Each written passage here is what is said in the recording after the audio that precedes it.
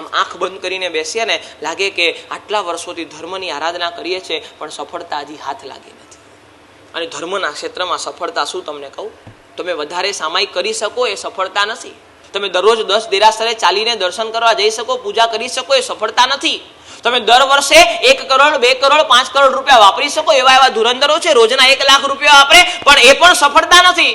તમે માસક શ્રવણ કરી લો, 54 ઉપવાસ કરી લો, 36 ઉપવાસ કરી લો, 45 કરી લો કે 180 ઉપવાસ કરી લો, એ પણ સફળતા નથી. શાસ્ત્રકાર ભગવાન તો એક જ વાત કરી, કાન ખોલીને બરાબર સાંભળી લેજો, ધર્મના ક્ષેત્રમાં સફળતા એક જ છે, તમારી આસક્તિ કેટલી ઓછી થઈ એ જ ધર્મની સફળતાનું માપદંડ છે. મોહ કેટલો ઓછો થયો, રાગ કેટલો ઓછો થયો, આસક્તિ કેટલી ઓછી થઈ એ સફળતા છે.